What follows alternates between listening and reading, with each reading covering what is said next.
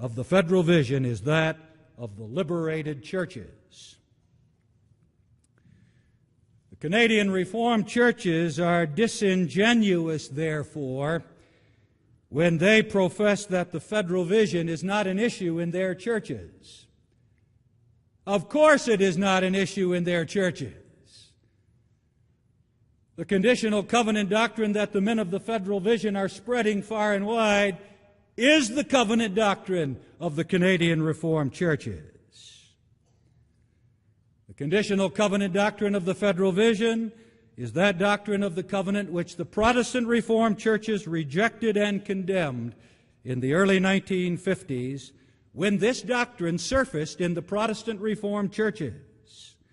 The Protestant Reformed churches condemned that doctrine of the covenant as Arminianism in the covenant. And the development of that covenant doctrine today by the federal vision proves that this judgment by the Protestant Reformed churches was true beyond the shadow of a doubt.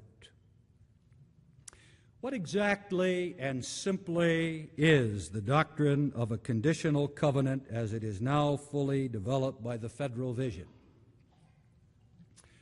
When I say simply, I mean simply. I was hoping that I would see tonight what I am gratified beyond all measure to see, and that is there are children here, and there are young people here. And I am as concerned that you understand what I am saying and what this issue is, as I am concerned that your parents and your grandparents understand this.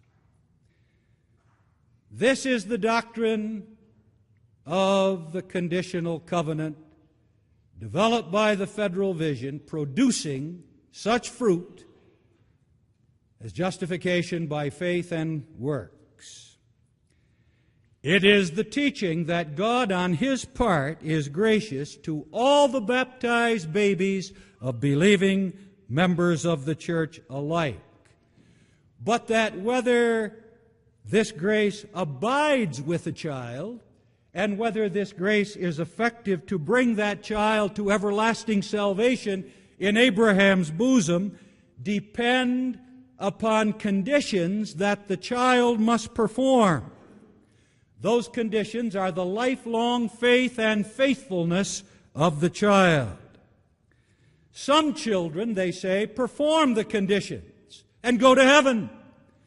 Other children fail to perform the conditions, lose their salvation, and perish everlastingly in hell, despite the fact that God was as gracious to them as He was to those who finally are saved. I want to examine this covenant doctrine of the federal vision with you tonight, the root of all the teachings of the federal vision, including justification by works, a little more in detail. According to the federal vision, God has a gracious attitude towards every child of godly parents. He desires to save every one of them. And at the baptism of the children, the baptism of every one of them, God bestows the grace of the covenant upon every baptized child alike. Here, the federal vision becomes guilty of a form of the Roman Catholic false doctrine of baptismal regeneration. The sacrament affects the regeneration and salvation of everyone who receives the sacrament. We may call the federal vision form of this false doctrine baptismal covenant salvation. I continue. This covenant grace, of which every baptized child is the recipient, is, of course, saving grace, the grace of God in the crucified and risen Jesus Christ. Not that this grace irresistibly saves every child, or for that matter, any child, it does not, but that it would save every child if every child would perform the conditions. This grace bestowed on every baptized child, according to the Federal Vision now, unites every child to Christ in the bond of the covenant, so that every child at baptism begins to receive the life of Jesus Christ. Every child, the men of the Federal Vision teach, is spiritually, truly, and savingly united to Jesus Christ. And this grace brings to every child the blessings of the new covenant, including justification. Basic to the Federal Vision's doctrine of the covenant is that the covenant promise, which is the gracious oath of God, I will be your God, I will save you, comes to every child alike at his or her baptism. By this, the Federal Vision does not mean that every child hears this promise when this child grows old enough to understand the promise. Every child hears this promise. Everyone who believes in me will be saved. That's not what the Federal Vision means, not at all. Rather, the Federal Vision means that God extends this promise to every infant alike. God makes this promise to every infant personally as an expression of God's grace toward that child and God's desire to save that child. But this covenant grace, according to the Federal Vision, is conditional. From beginning to end, it is conditional. It depends for its efficacy, for its saving of a child everlastingly, upon works that the child must do. The gracious attitude of God towards all the children alike is conditional. The covenant union with Christ established at baptism is conditional. Enjoyment of all the covenant blessings, including justification, is conditional. Everlasting covenant salvation in the new world is conditional. And mark this well. By condition, the Federal Vision does not mean what some Orthodox Reformed theologians in the past meant by the word condition when they were explaining the covenant. Sometimes, not often, but sometimes, Reformed theologians in the past, in their explanation of the doctrine of the covenant, would speak of a condition. What they meant by condition, as they made plain in their own writing, was the necessary means by which God fulfills His promise to the elect, and the necessary means by which God realizes His covenant with the elect. Faith, they would say, is a condition, but that meant for them the necessary means by which God realizes His covenant with the elect. The Federal Vision means something entirely different by conditions in the covenant, something radically different. It means works of the children upon which the covenant, its promise, its grace, and its salvation depend. Works of the children by which some children distinguish themselves from other children who are recipients of the same grace of God. By condition, the Federal Vision means works of the children without which the covenant grace of God is resisted, frustrated, and lost. What the Federal Vision means by conditions in the covenant is plain as day from the Federal Vision teachings that a child can resist God's covenant grace, which was once truly given to him personally, and go eternally lost.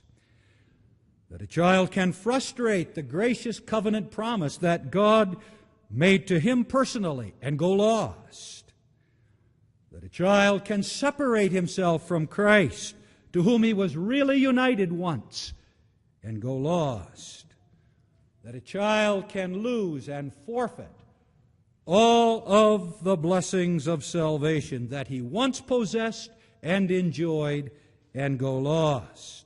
That a child can fall away from the love of God in Jesus Christ, that God once had for him personally, so as to perish eternally in the hatred of God.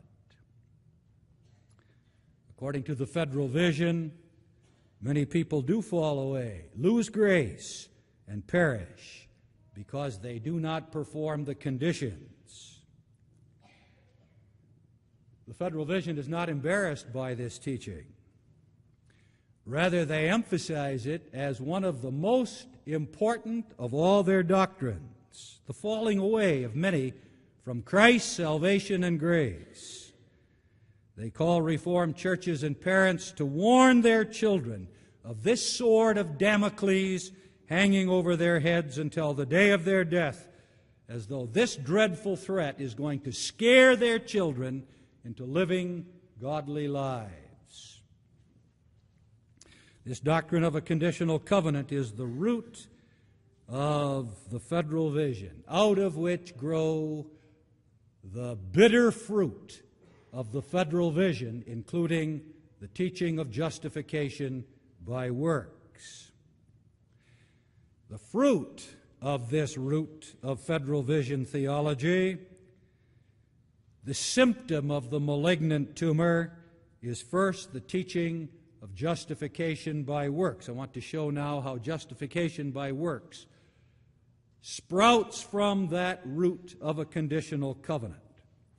As Paul teaches in Galatians 3, justification is the chief benefit of the covenant that God made with Abraham and with Abraham's seed. The main blessing of the covenant promise to Abraham and his seed is the blessing of the nations that Paul describes in Galatians 3, verse 8. Quote, God would justify the heathen through faith, end of quote. If now the covenant promise is conditional, depends upon something we do, and if the covenant itself is conditional, that is dependent upon our works, well then, justification, which is the chief blessing of the covenant, is also conditional.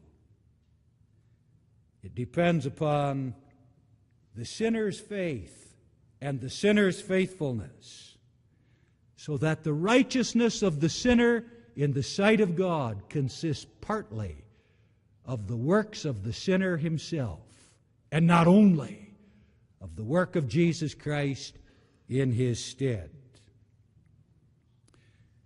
The second fruit, bitter fruit, of the conditional covenant doctrine of the Federal Vision is the denial of all the doctrines of sovereign grace as confessed especially in the canons of Dort. Only the Federal Vision denies all of the doctrines of grace in the covenant with regard to God's saving work in the covenant. In the